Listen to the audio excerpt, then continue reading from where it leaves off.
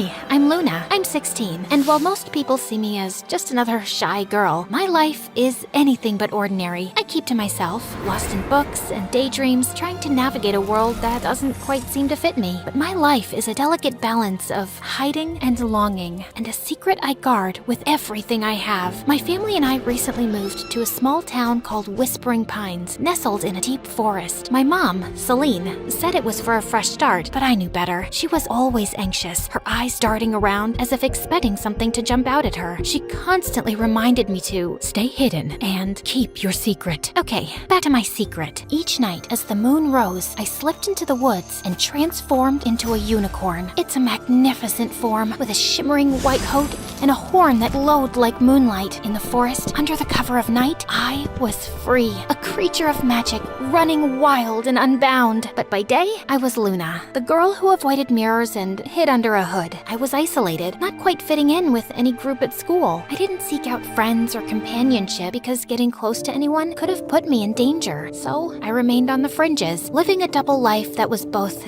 exhilarating and exhausting. Then there was Jasper. He's an artist with a sketchbook perpetually in hand, always drawing and observing. There was something different about him. His eyes seemed to see beyond the surface, and he had been curiously watching me ever since I arrived. His presence was a mix of intrigue and unease for me. One day, after school, he cornered me by my locker. Hey Luna, I've noticed you always wear that hood. Is there a reason? I shrugged, attempting to sound nonchalant. Just like it keeps me warm. He raised an eyebrow, unconvinced. There's something more, isn't there? You're always hiding. I laughed nervously, trying to deflect. What about you? Always drawing? Jasper flipped open his sketchbook to reveal a detailed drawing of a unicorn.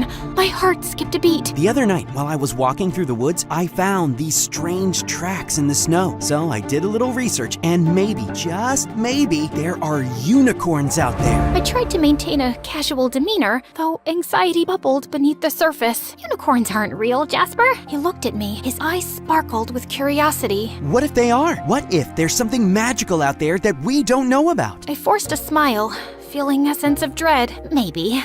But I wouldn't worry about it. Despite my attempts to dissuade him, Jasper's curiosity didn't wane. He continued to question me, probing with a mix of genuine interest and persistence. His questions, though innocent, hit too close to the truth and made me uncomfortable. The next day, while I was walking to the local bookshop to get a new journal, I saw 3 men and 2 women exiting a large black SUV, all wearing the same black suit and tie. As I stayed hidden in the shadows, I got close enough to hear them speaking to Whispering Pines local sheriff, Marty Luca. They told him they belonged to a government agency of environmental researchers, but their high-tech gadgets and probing questions suggested otherwise. It was clear that they were searching for something, and I couldn't shake the feeling that it might be me. Later that night, I told my mom about the mysterious group of strangers that had arrived. Immediately, my mom's anxiety reached new heights. I watched as she ran to the closet and pulled down an old photo album from behind a row of hat boxes. She flittered the pages until she stopped at an old newspaper clipping with a photo of the same people I saw earlier that day. Luna, we have to be extra careful now. The OSS is here, and they're not what they seem. I looked at her, confused. What do you mean? Who is the OSS? She gripped my shoulders, her voice trembling. Office of Supernatural Sightings. They're looking for magical creatures. If they find out what you are, they'll capture you and use you for their own purposes. You must stay hidden. But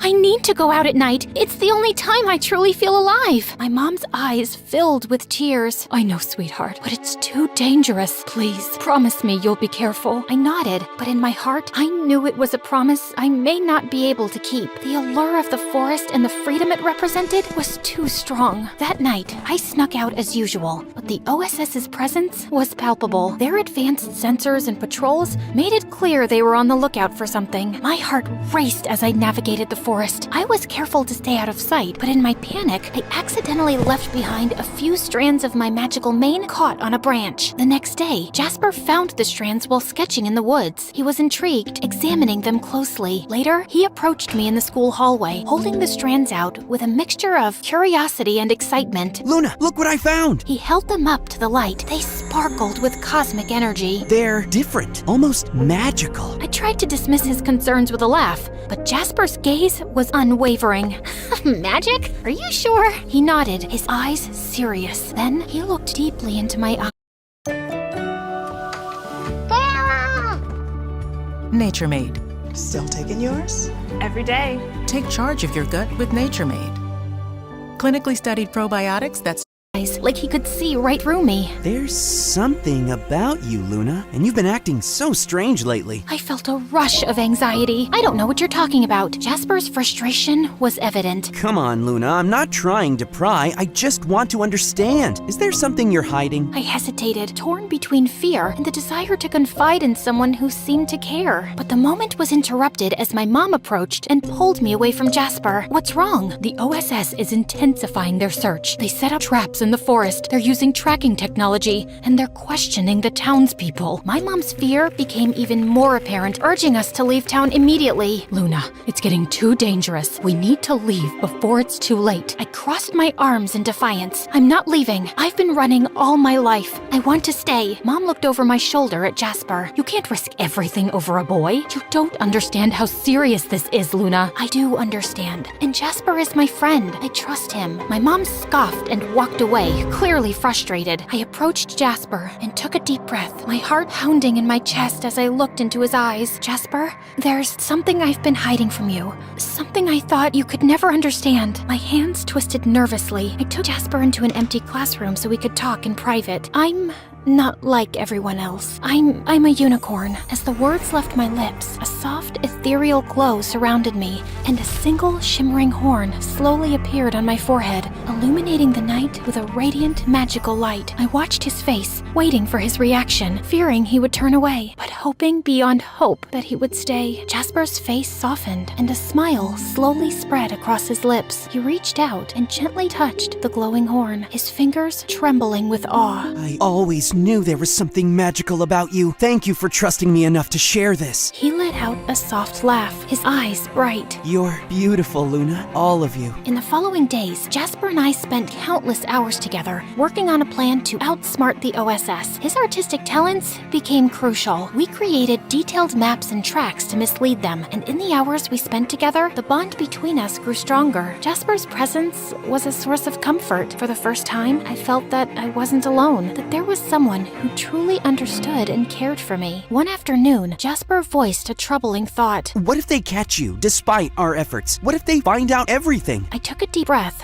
trying to stay calm. They want to control me, to use me for their own gain. But having you help me is everything. I've never had someone stand by me like this before. Jasper reached out and gently touched my arm. I won't let them catch you. I'll do everything I can to keep you safe. His words brought me a sense of relief and hope, but also a growing fear. The OSS's search was becoming more relentless, and time was running out. The night of the final confrontation arrived. The OSS's search had become more intense, with advanced tracking technology and sophisticated traps. My mom was even more frantic, and her anxiety made it difficult for her to focus. Jasper arrived with a determined expression. We have one last chance. If we can make them believe the unicorn has left town, they'll stop searching. We worked tirelessly through the night, setting up a series of diversions and false evidence. Jasper used his artistic skills to create elaborate fake tracks, leading the OSS in circles. I used my unicorn magic to add an extra layer of deception, making it appear as though I had been everywhere at once. The process was exhausting. We were both drained, but driven by hope and the desire to protect my secret. As dawn approached, the OSS's frustration was evident. They started to back up, convinced they were following a false trail. Jasper turned to me, his eyes filled with concern. Are you okay? I nodded as tears welled up in my eyes. I'm just grateful. Thank you, Jasper, for everything. He smiled, though there was a hint of sadness in his eyes. I'd do it again in a heartbeat. You deserve to be free. As the OSS retreated, I felt a sense of peace I hadn't known in a long time. The weight of my secret was lighter, and I was comforted by the knowledge that I wasn't alone. Jasper had been a beacon of hope in my darkest moments. With the OSS gone, my mom's fear slowly subsided, though the threat of their return lingered in the air. As the weeks passed, the town returned to a semblance of normalcy. I continued my life as Luna during the day, but the nights were still mine. Jasper and I maintained our secret meetings, and our friendship grew deeper with each passing day. He became a confidant, someone who understood both my human and unicorn sides. Then, one evening, as we walked through the forest together, Jasper turned to me. Luna, what do you want for the future? I thought for a moment, the weight of my dual existence heavy on my shoulders. I want to find a place where I can be both Luna and the unicorn, a place where where I don't have to hide. Jasper smiled, his eyes shining with determination. We'll find it together. We continued our walk in companionable silence as the moon cast a gentle glow on the path ahead. There was still uncertainty, but there was also hope. Jasper's presence was a reminder that I wasn't alone, that there was someone who cared about me and believed in my future. In the days that followed, Jasper and I continued to navigate the challenges of keeping my secret while building a life in a small town. We shared our dreams, fears, and hopes, and our friendship deepened. Jasper's sketches were a chronicle of our journey, capturing the magic and struggles of our shared experiences. One night, as we sat together by a small stream in the forest, Jasper asked, Luna, what's the most important thing you've learned through all of this? I reflected on the journey, the challenges, and the moments of connection. I've learned that even in the darkest times, there's always a light. It might come from unexpected places, like a friend who believes in you, and sometimes the magic we seek is within ourselves. Jasper nodded, his gaze thoughtful. I think you're right, and I believe that with your strength and our friendship, we can face whatever comes our way. We sat together in the moonlight, the stream's gentle murmur, a soothing backdrop to our conversation. The future remained uncertain, but with Jasper by my side, I was ready to face whatever challenges lay ahead.